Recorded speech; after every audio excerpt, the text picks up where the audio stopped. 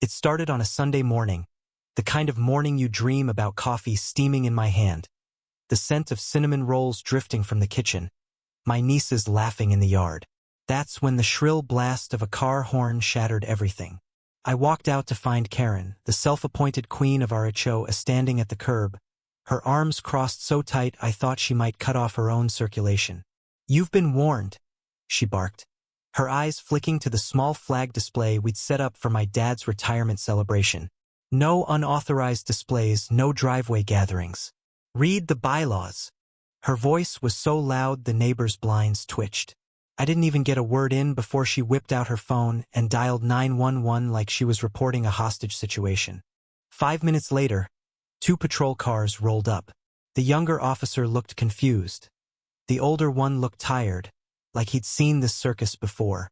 Karen marched up to them with her printed HOA binder and started rattling off violations, as if she were listing capital crimes. "They've set up unauthorized signage. There's more than 4 cars in the driveway, and they're obstructing the sidewalk," she declared, as if someone might hand her a medal for bravery. She glanced back at me with a smirk that said she thought she'd won before the fight even started. I kept my hands in my pockets, my smile slow and deliberate. "Officer," I said, "before you go any further, let me introduce my family." My uncle, a broad-shouldered man in a tailored navy suit, stepped forward. "I'm Thomas Monroe, civil litigation specialist. That's my daughter, Assistant District Attorney Rebecca Monroe. And that gentleman there," I pointed toward the porch, "is my father, Judge Alan Monroe, retired, but still a consultant for the state court system." The younger officer's eyebrows shot up. Karen blinked twice, her lips parting like she'd just swallowed something sour. The older officer asked, "Is this a private driveway?" My father's voice carried a weight that could silence a courtroom. "It is, and this is a private event. The HOA has no jurisdiction here under State Statute 184.16, specifically exempting properties in this pre-development parcel from HOA authority. That's been upheld in court 3 separate times." He pulled a folder from a leather briefcase and handed over certified copies of the rulings. Karen's face flushed crimson, but she wasn't done yet. "You can't just," she started, but my cousin, who'd been quietly filming the whole time, stepped forward. "Ma'am, you're trespassing right now. And considering you just made a false police report, that's 2 crimes on camera." One of the officers shifted uncomfortably. "Ma'am, did you know this property isn't under HOA jurisdiction?" Karen's voice rose to a shrill pitch. "It doesn't matter. The rules are for everyone. If we let them get away with this—" She stopped when she noticed the officer's hand hovering near his citation book. "Ma'am, please calm down. If you keep interfering with their event, we may have to cite you for disorderly conduct." That's when my aunt, who up until that moment had been sipping iced tea on the porch, chimed in. "Oh, an officer? While you're here, you should know that this same woman has been coming onto our property, uninvited, to take pictures. We have the dates, times, and footage. Would you like that on a flash drive?" Karen's eyes darted between all of us, like she'd suddenly realized she wasn't just facing a single homeowner, she was standing in the middle of a family reunion that could double as a legal summit. And then came the twist none of us expected. The younger officer turned to his partner and said, "Hey, isn't she the same person from the trespass case last month?" The older officer's jaw tightened. "Yep, same one." Karen's mouth fell open. I could see the calculations running behind her eyes, but it was too late. The balance had shifted, and she knew it. Karen's voice cracked as she tried to backpedal. "This is all a misunderstanding, just a neighborly concern." My father's eyes locked on hers with that cold judicial glare that once made hardened criminals squirm.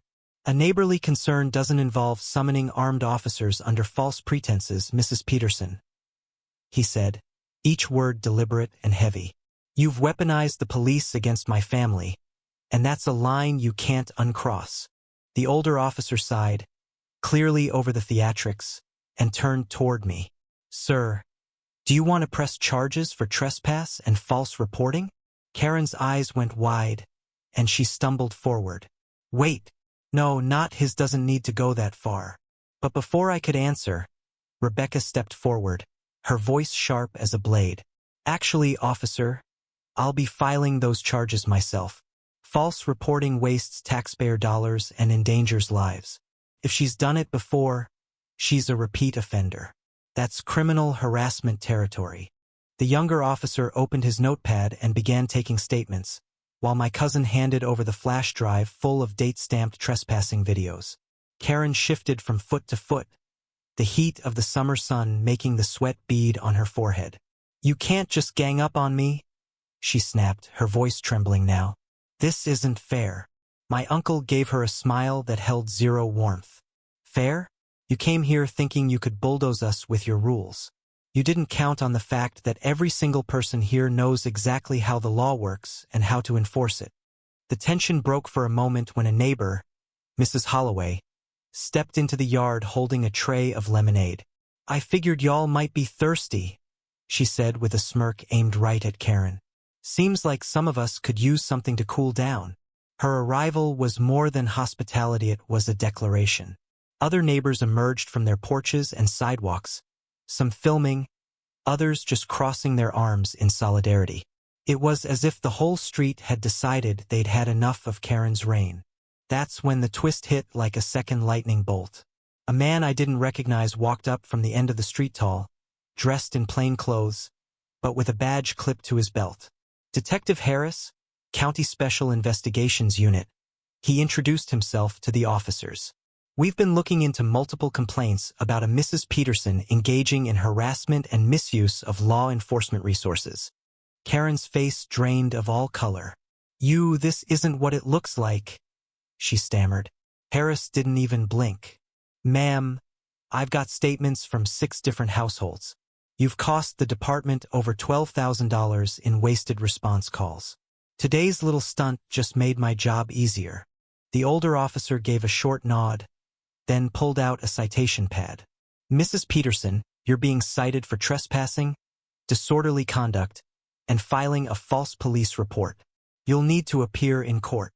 He glanced toward Harris. "And I'm guessing you'll be seeing her, too?" Harris gave a grim smile. "Oh, she'll be seeing a lot of people. None of them friendly."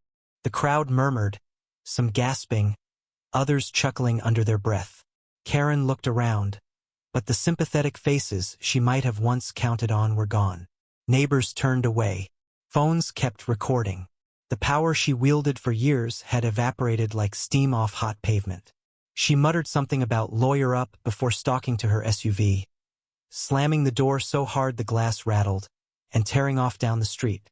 When the police left, my family and I returned to the porch, the adrenaline still buzzing in my veins. My father clapped me on the shoulder. "Son, you didn't just defend yourself today, you reminded everyone here that bullies crumble when you stand together." Rebecca nodded, adding, "And now we have a precedent. She won't just lose her influence. She'll have a criminal record that follows her everywhere." 2 weeks later, word spread that Karen had resigned from the HOA board under personal circumstances. The resignation wasn't voluntary. Detective Harris's investigation had turned up misused HOA funds, petty theft from community accounts, and enough harassment claims to strip her of any leadership position in the county. Her once loud voice was now silent in neighborhood matters, and her infamous binder of rules was reportedly seen in a trash bin by the post office. At our next family gathering, the neighborhood turnout was bigger than ever. People brought food, kids played freely in the yard, and no one hovered with a clipboard.